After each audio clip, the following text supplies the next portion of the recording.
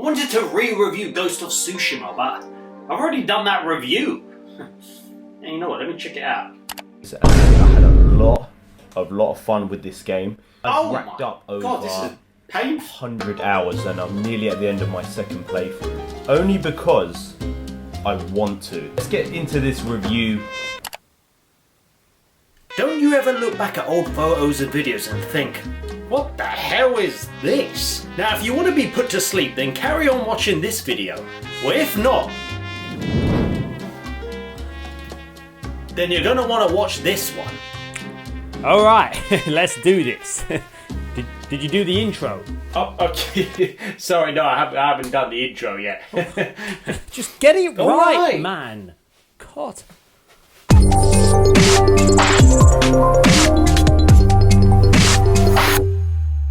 Now, before we start the video, God, when I look back at that old review, damn! Spoil the game in order to tell you how kind of good this game is. What the f*** is this piece of shit? It's always nice to see how far this channel has come in nearly 2 years. Now, what can I say about Ghost of Tsushima? One of my favorite, if not my favorite game on the PS5, and this deserved a new review.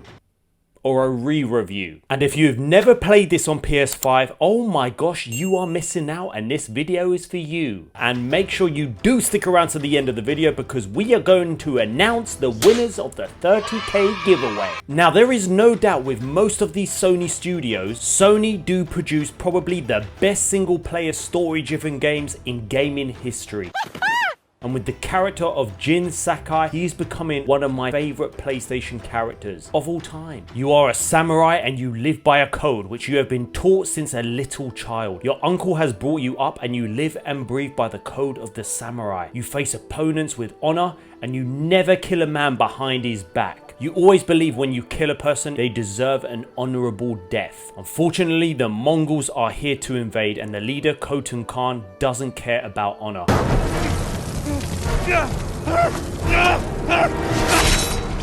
Samurai! Do you surrender? This is such a disadvantage for yourself and you nearly die because of this. And most of the samurai are killed in this ginormous war. And your uncle, who is Lord of Tsushima, he is kidnapped and held captive. You get saved by a thief, Yuna, and you quickly get back on your feet. And this is where the story starts. This story is not like 5 hours wait, just like Starfield. I didn't mean to say that. What did he say? You quickly learn that you have to unlearn what you have learned in order to save Tsushima, which is based on true events when the Mongols invaded in Tsushima in 1274. This game is about you versus you because you have this internal conflict because you realize for all of your life you have to now do something that you've never done before, which goes against your code and your uncle and your people, but you know you have to do this in order to win this war. To master your blade, you must first control your emotions. The emotions from start to finish is absolutely crazy. Like I talked about in my old review. Change the way he fights. It's quite. I've never been on live television before. There are 2 possible endings and I've done them both, and wow, how you feel you've developed as a character throughout the game, it's left up to you what you decide. Now along this incredible story is the combat of this game. The gameplay / combat is ridiculous. You have to learn to sneak around, become someone who works in the shadows so you can sneak up behind enemies and kill them without them seeing it coming. Shit. Who the hell are you and what the hell are you doing? I am Ninja, not Peter Pablo. Listen, you're a samurai in this game, not a ninja. Shit. I never knew what to expect, but if you like the old Assassin's Creed games, which I freaking love, it feels like that, and man does it make you miss those old Assassin's Creed games. You learn how to heavy attack, light attack, parry, and when it all comes together, oh my!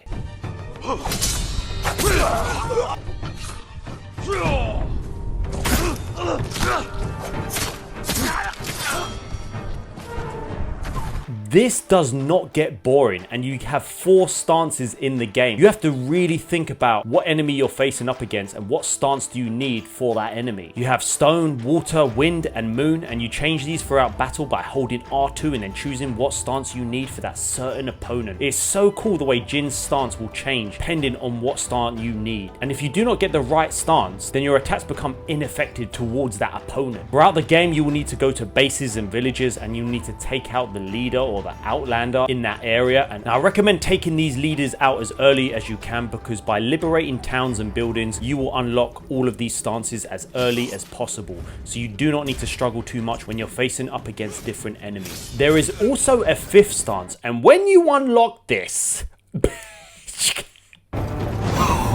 I am incredible!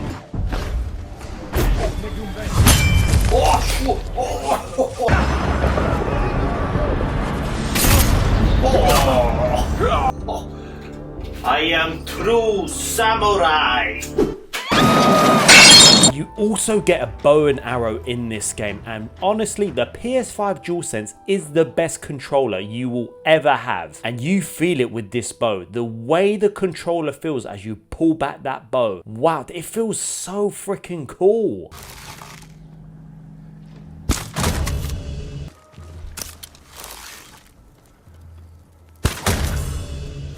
You get some other cool attacks that you can use, and sometimes it becomes hard to integrate these, because as well as thinking what stance you need for what opponent, you have these different weapons that you can use, and I really did underutilize those because there was just so much to think about it and trying to use them when there's so many enemies around you. Obviously you have smoke bombs in the game to distract enemies, you have throwing knives, and looking back, I just wish I integrated these a lot more. You've got chain assassinations. Holy Jesus Sakai.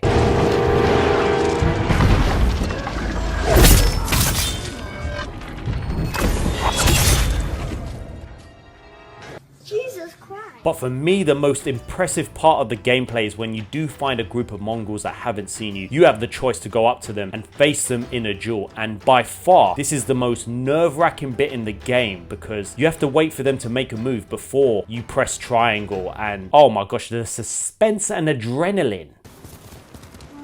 Who will face me first?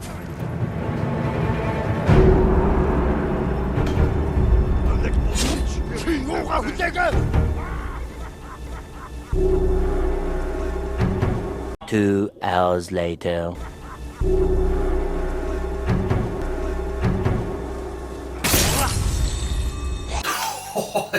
I did it!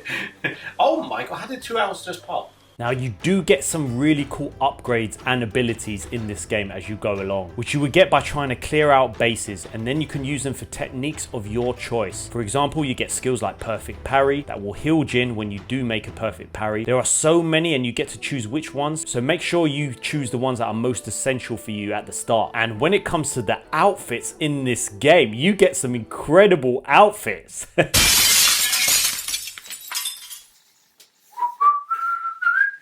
Clear that up. Some of these outfits are absolutely insane. You can change the color of these outfits, you can upgrade them, and I just love what you get in the game. It is so damn hard to choose which one you want to keep with. There are so many customization options, from choosing different masks, hats, colors, and combinations, and there are just so many you can rock with. You also meet a black dye merchant and also a white dye merchant, and damn, with some of these materials you get in the game, you will be able to go fully blacked out if you want, or all white. I remember I was rocking the all black for such a long time because you're such a badass, and that shit is scary. I'm not a samurai, I just realized.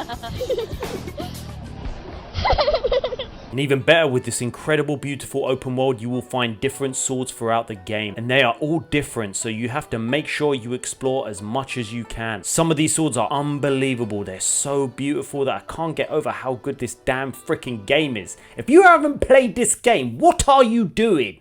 Huh? What are you doing? Nothing. Me? is hanging around. With this incredible open world that Sucker Punch has created, this open world is simply beautiful. Now, if this was made by Ubisoft, you just know there's going to be cursors and writing and pinpoint markers on the screen. You know it's just going to look like an absolute mess. And the most amazing part of this open world, and simply when you're galloping on your horse, this bit got me, is that instead of a generic cursor on the screen, if you swipe up on the touchpad, the wind will direct you in the direction you need to go. And this may sound so simple, but if you're just used to games with a cursor and you follow them, and it's pretty normal, to be honest, but this just makes the immersion so much better because you just don't feel like you're in a video game. Well, you do, but yes, but you know what I mean. I have absolutely no idea what's going on. I rarely fast traveled in this game. The peace of this land, and when you're galloping and you can just hear the gallop of your horse, it's a beautiful, calming game at times. And throughout the open world, you will also come across hot baths that will increase Jin's health, but also a time of reflection, and you can choose which subject you want to reflect on. This really gives Jin even more depth to him. Nobu, you are a brave companion. A good friend. Maybe I'll see you soon. You will meet these cute little foxes that you can follow, and they will take you to a shrine that will then reward you with progression towards a charm slot, which I haven't actually mentioned in the game. Shit. The more you visit them, you will unlock these charm slots that will give you additional help in and out of combat. You'll come across villagers who need your help. That's when you can face them one-on-one like a duel, or you could just go in guns blazing, or you can try and take them out silently with that bow. And when it comes to the side missions in this game, these are not side missions or little missions in Assassin's Creed Odyssey where you have to deliver a letter 2 minutes down the road. You will meet some incredible side characters in this game, and they're so damn memorable. Everywhere I look here, I see only the night my family died. But we won't have blood on our hands. Go tell the village your plan for them, Hochi. I'd like to see that. And there is a completely separate storyline with each of these characters. They will go into depth what has happened to them, and you have to help them in order to recruit them to help you save Tsushima. These characters are freaking amazing. You have a character, Masako, who has lost her family and they have been murdered. It's just such an emotional ride trying to help her on this journey. And the twists in this storyline are ridiculous. You have Ishikawa, a master archer and is an incredible teacher who does have some secrets, and he does need your help, and he also used to teach Jin when he was younger. You have Norio, Kenji, and Yuriko, who is the elderly lady who brought up Jin. And these stories and side characters, there's just so much emotion, and it is very sad as well. It's a very, very sad game. I'm not sad. I'm 31. These don't affect me. Not once did I feel like I was wasting my time in this game, and I've played over 100 hours. This is one of the best games, if not the best game, on the PS5. And to think I've racked up well over 100 hours of 2 playthroughs. I think I was currently through a 3rd playthrough, and I thought, yeah, you need to play another game, because if you want to make it on YouTube, you do need to kind of, stop playing the same damn game. But I definitely want to play this again. Now, with Ghost of Tsushima, I didn't know what to expect when I was booting up this game. I didn't expect that I would love it this much. And if you're someone who loves a single player story driven game with no microtransactions, this is a must freaking play. No microtransactions?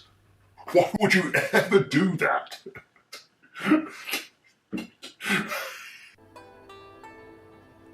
You will feel like a samurai in this game, and I did play it in English, although I did put it in Japanese and I preferred it. The only reason I put it back into English was because when you're traveling throughout this world and you pass NPCs and other villagers, it doesn't show you the subtitles of what they're saying, and I was intrigued to know what they are saying, but maybe I will play that again in Japanese. But you can also play it in black and white like a traditional Japanese movie. They have thought so hard and long about this game, and there will be Ghost of Tsushima 2, whether it's called that. This is not the end of Jin Sakai. The game isn't that long, but if you're like me, you will get hours and hours of exploration, side quests, and just pure fun out of this game. The combat is the best I have played in a samurai game, although I've never played Sekiro. Some of you are saying that is even better, so I can't really say, but this is the best one I've played. And with the Iki Island expansion, I was so impressed with this damn DLC. It was longer than I thought it would be. It could have been another game. That's how good the storyline is. It could have been something like a Miles Morales. There's new features, which I never thought they would add, and I was a bit surprised that they didn't even put that in the original game. So there are some massive surprises in the DLC. There are a lot of additional memorable characters in this expansion. It's a beautiful game, and that is why, well, maybe I'll let the old Neutro do this.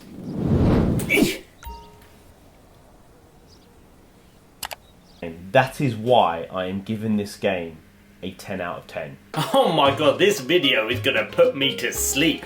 I can't believe I reviewed this game like this. Brain dead. But I'm still really surprised that this game did not win Game of the damn Year. It should have, you know. You had The Last of Us Part 2. Narrative. The Last of Us You know, Part 2. this was winning awards Best after role-playing awards. game.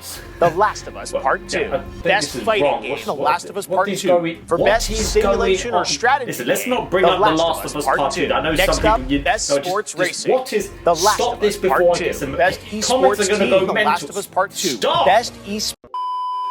Now, what did you think of my updated review of Ghost of Tsushima? Have you played it? Haven't you played it? So make sure you comment below and let me know. Now, let's take a look at the comment of the day from my previous video. These 3 games shocked me in 2023. Shout out to Valis712. Awesome video, Anton. I was planning on skipping Immortal of Avium until this video. I'm sad really that the developers we could trust to bring fun games are now just trying to get a quick buck off games where the only thing that is fully developed is microtransactions and the premium in-game currency. At least we have you to give a brutally honest review about these games. Really appreciate the comment, and Immortals of Avium is a game I really have enjoyed. It's just as I've gone along in the game, the story is a bit more comedic than I thought it would be. So yeah, you might not be as intrigued as you go along in the game, but there's no doubt that the combat and the gameplay is very, very impressive, and I'm so glad I purchased that game. So if you haven't got a massive backlog, you might want to try that one out. Now to the moment of truth, to the 30k giveaway, and you better not just skip the whole damn video just to get to this part. You better not have. So, drum roll please. That's better. I think it's going on. The winner of the PS5 Spider-Man DualSense controller is...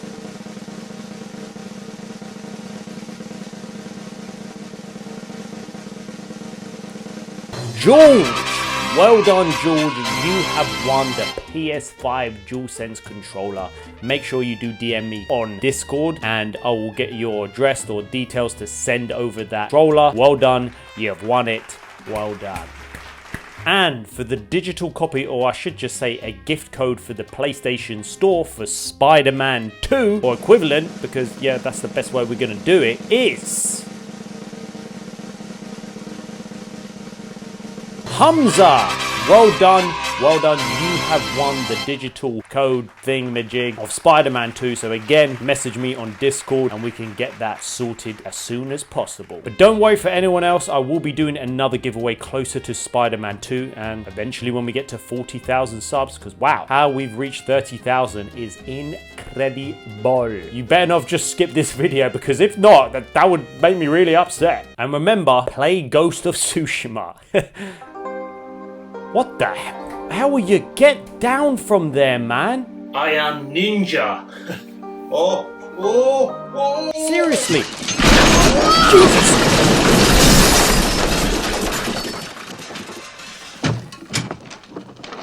I'm just gonna chill here for a bit. Pavlu, you're an idiot.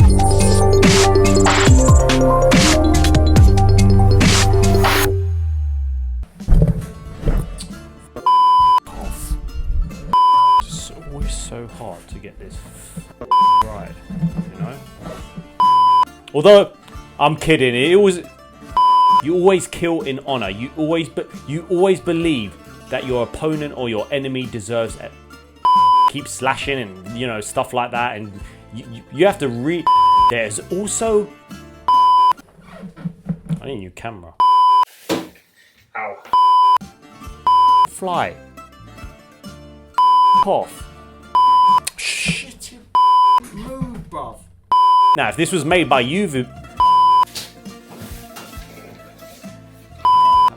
fly is pissing me off.